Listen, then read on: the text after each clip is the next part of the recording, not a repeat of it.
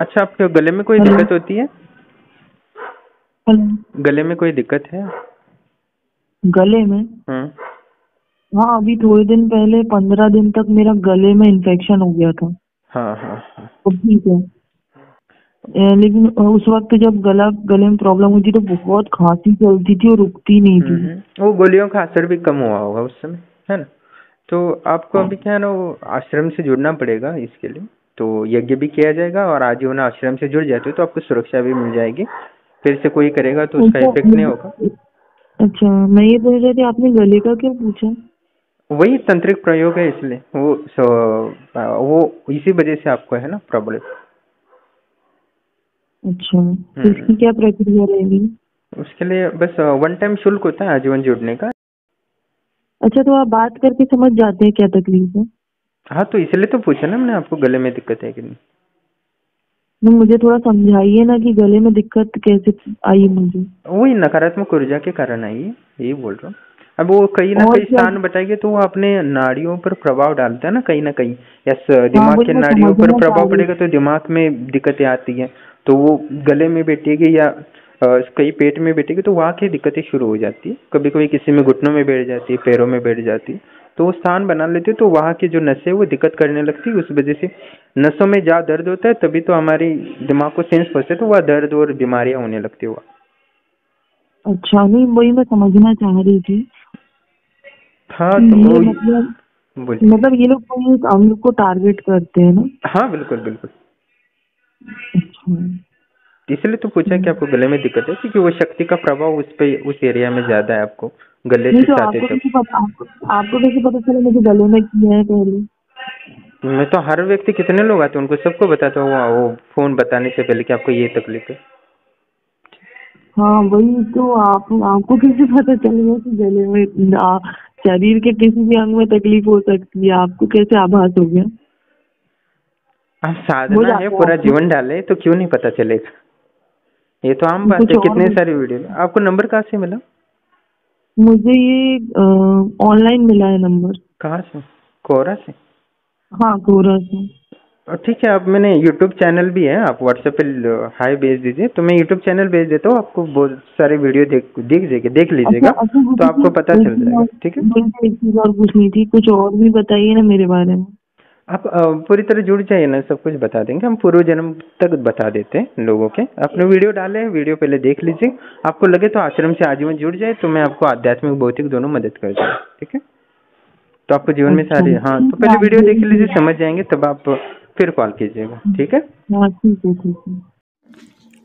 प्रणाम दोस्तों, जैसे कि आप ऑडियो सुन रहे थे कि बहुत सारे ऐसे हमारे शत्रु होते, गुप्त शत्रु होते, जो सामने से तो हमारे साथ अच्छे से बात करते पर हमारे ऊपर तांत्रिक प्रयोग करते रहते, जिससे कारण अनेकों बीमारियां हमारे होते रहते और हम उस बीमारियों को लेके डॉक्टर के पास जाते पर वो डॉक्टर के पास ठीक नहीं होते। हाँ, हो सकता है कि थोड़ा दिन के लिए वो दर्द वगैरह कम हो जाए, पर वो आगे जाके वो अंदर ही अंदर अंदर बीमारियां बढ़ती रहती है और बहुत सारा बड़ा कैंसर या बहुत सारे ऐसी बीमारियां पैदा कर देते हैं जो बाद में लाइलाज हो जाती हैं।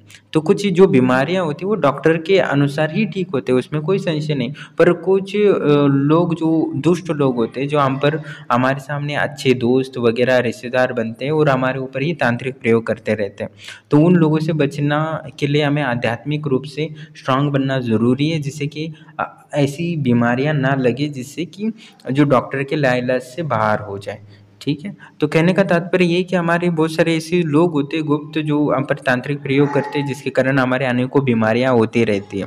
तो इनसे बचने के लिए हमें आध्यात्मिक गुरु की शरण में ग्रहण रहना ही चाहिए, जिससे उनकी आध्यात्मिक ऊर्जा के कारण हमें सुरक्षा प्राप्त हो जाए और जिससे कि हमारा परिवार और अनगिनत परेशानियों से बचा जा सके। अभी बीमारी हो गई तो डॉक्टर के पास जाना वो तो ठीक है, पर बीमारी ठीक नहीं होगी और उसके चक्कर में हम मानसिक परेशान में हो जाएंगे और जो हम कार्य कर रहे होते हैं, हमारा आध्यात्मिक उन्नति में, भौतिक उन्नति में बहुत सारे बाधा आती है और इससे एक बार तो छोटी छोटी बीमारियों के कारण हमारी शादी तक नहीं हो पाती है कि इसको ये दिक्कत है वो दिक्कत है, और उसके बाद बहुत कुछ एक छोटी सी चीज़ के कारण पूरा जीवन बर्बाद हो जाता है। ऐसे बहुत सारे कॉल आते हैं मुझे।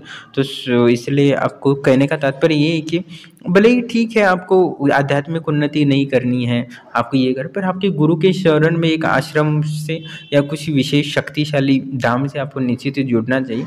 कम से कम आप शक्तिपीठ या ज्योतिर्लिंग होते 12 वहाँ तो साल में 1 बार 6 महीने में जाने का प्रोग्राम आपको बनाना चाहिए। वहाँ की ऊर्जा होती है वो आप नकारात्मक ऊर्जा को काट देती है। भले आप पर प्रयोग हो ना हो, ठीक है आजकल गुरु अच्छे नहीं मिलते, पाखंड भी हो सकते हैं, पैसा वेस्ट भी हो सकता है। तो आप किसी किसी अच्छे गुरु से संपर्क करना चाहिए, उनके सानिध्य में 1 महीने में 2 महीने में उनसे आशीर्वाद लेना चाहिए, आसपास आश्रम हो तो अच्छा, ठीक है। वो भी नहीं है तो आप ज्योतिर्लिंग या शक्तिपीठ में जाकर अपनी नकारात्मकता को शुद्ध कर सकते हैं। कम से कम गंगा माँ में 7 बार डुबकी लगा तो भी नकारात्मकता हट जाती है। पर छोटा मोटा हो तो हट जाता है, पर बहुत बड़ा हो तो वो हटता नहीं है। हाँ, पर नियमित रूप से जाते हो तो आपको कभी तांत्रिक प्रयोग नहीं हो सकता। तो इस बात को आप ध्यान में रखिए, क्योंकि आजकल तांत्रिक प्रयोग आम सा हो गया है, क्योंकि तांत्रिक भी अभी ऑनलाइन आ गए हैं तो सब आसानी से सब क्रिया करवाते हैं। और आजकल वो बहुत सारे कॉल मुझे आ रहे हैं, तो इसलिए कहने का तात्पर्य ये है कि आपको आगे जाके परेशानी ना हो, इसलिए चीज़ छोटे से उपाय आप करेंगे तो निश्चित ही आपको लाभ होगा। कम से कम ओम नमः शिवाय ओम का जप करते हो तो भी, शिव की नियमित रूप से आराधना करते हो तो भी तंत्र और भूत बाधा से दूर रहते हो। नहीं तो अनगिनत बीमारियाँ होती है और तांत्रिक लोगों के पास पैसा देना पड़ता है। जैसे मेरे पास आते तो मैं भी बिना पैसे के तंत्र काट नहीं कर पाता, क्योंकि उसके लिए बहुत ऊर्जा लगती है। तो कहने का तात्पर्य उस आगे जाके जो बहुत सारा पैसा और समय और अपनी जीवन को बहुत सारा कष्ट देने से अच्छा है कि एक छोटे छोटे उपाय करो और अपने जीवन को सुरक्षित रखो। धन्यवाद।